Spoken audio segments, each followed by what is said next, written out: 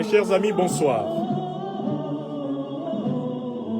Je voudrais donner la version vidéo d'une courte déclaration à propos de la procédure judiciaire que j'ai introduite contre la décision injuste dont je suis victime en France depuis le 14 mars 2023 de la part du ministère de l'Éducation nationale, du gouvernement du président Emmanuel Macron. Dernier épisode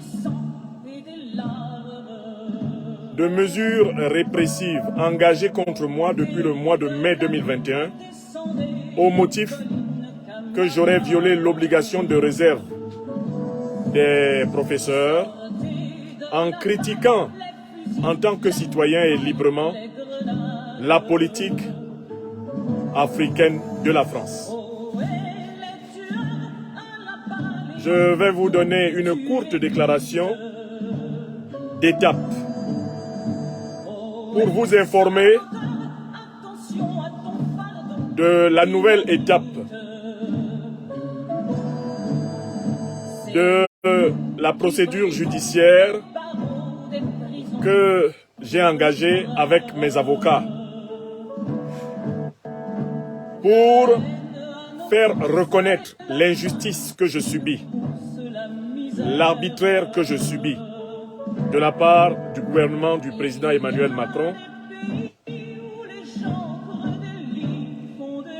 au motif que comme intellectuel, je critique la politique africaine de la France. Jusqu'au bout de la justice, j'irai et en tirerai toutes les conséquences. Nous avons introduit notre recours devant le Conseil d'État en France avec mes avocats.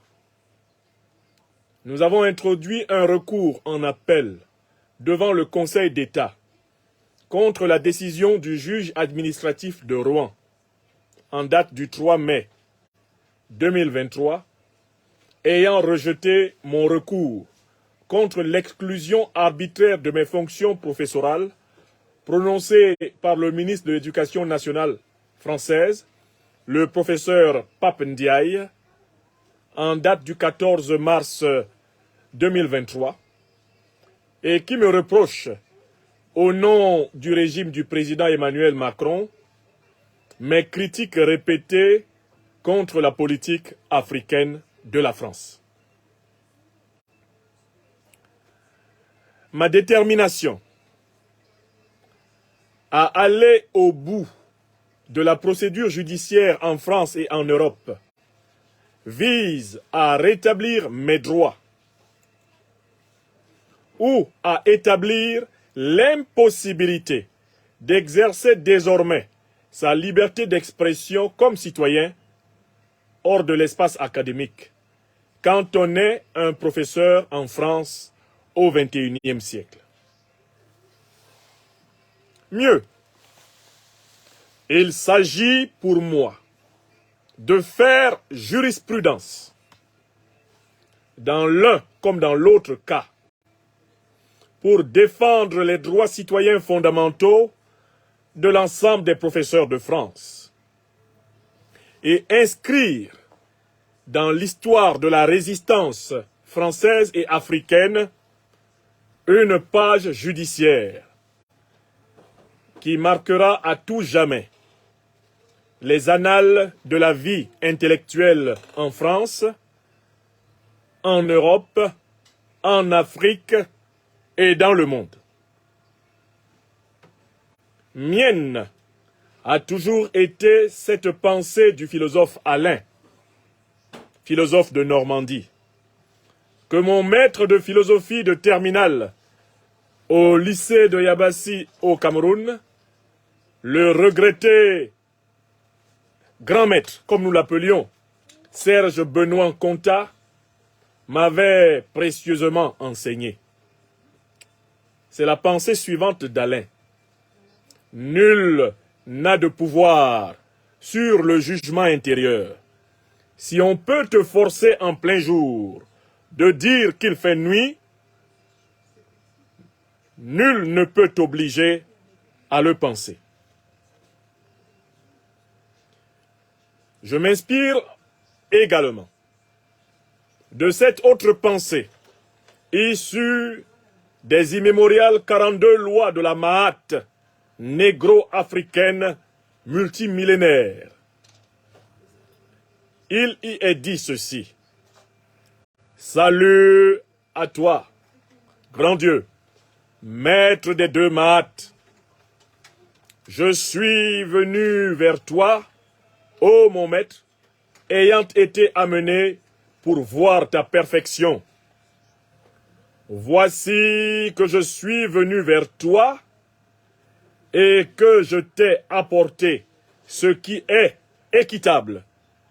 J'ai chassé pour toi l'iniquité. Fin de citation. Fait le 23 mai 2023, Dr Franklin Nyamsi. Mes chers amis, telle est la déclaration d'étape que je vous prie de bien vouloir mettre à la disposition de l'ensemble de vos réseaux, afin que nul n'en ignore. Si vous avez bien compris le sens de ma déclaration, il s'agit de dire que je veux que justice soit dite ou que injustice soit définitivement faite. Pour cela, après le tribunal administratif le 3 mai, avec mes avocats, nous avons introduit un recours au Conseil d'État. Et notre détermination, c'est d'aller jusqu'à la dernière instance de la justice européenne, à savoir la Cour européenne, s'il le faut. Il y a deux cas. Premier cas, nous avons raison, et cela sera marqué dans la jurisprudence que la justice nous a été rendue.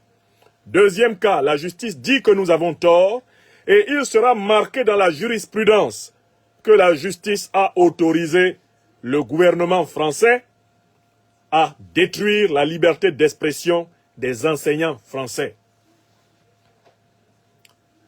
À la manière de Nelson Mandela, le leader sud-africain, je dis et je répète que moi, je n'échoue jamais.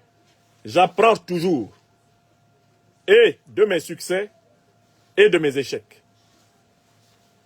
Mes chers amis, c'est cette déclaration que je voulais mettre à votre disposition pour vous dire que les choses sont désormais au niveau du Conseil d'État et quand ce sera nécessaire, elles iront au niveau du Conseil européen. Mais j'ai besoin de savoir ce que la justice dit de ce qui m'arrive.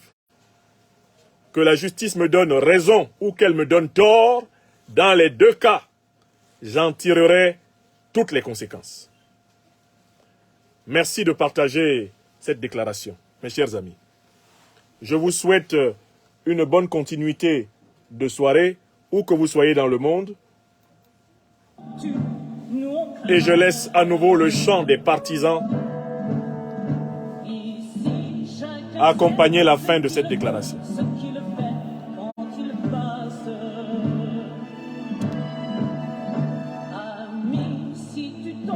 Je vous remercie.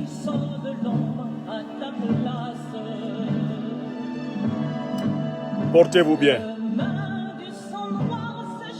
Toute ma reconnaissance à l'ensemble des collègues de l'intersyndicale de l'éducation nationale qui m'ont apporté leur soutien et qui ont d'ailleurs demandé une audience au ministre Pape Ndiaye pour lui demander de retirer urgemment sa sanction injuste.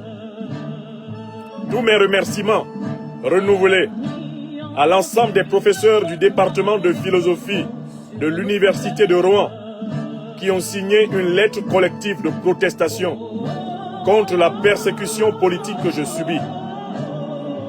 Tous mes remerciements aux millions de citoyens africains et aux milliers voire aux dizaines de milliers, peut-être bientôt aux millions de citoyens européens et du monde entier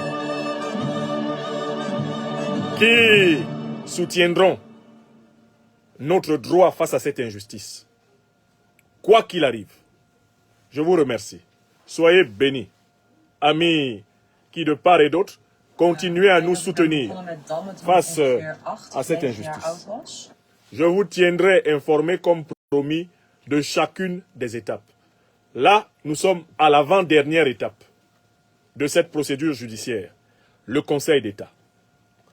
Après le Conseil d'État, il ne restera plus, si la procédure doit continuer, que la Cour européenne des droits de l'homme. Mais le Conseil d'État, c'est la dernière instance de France. Et nous irons au bout de toutes les instances judiciaires françaises pour pouvoir en tirer toutes les conséquences. Merci. Portez-vous bien, mes chers amis. Soyez bénis.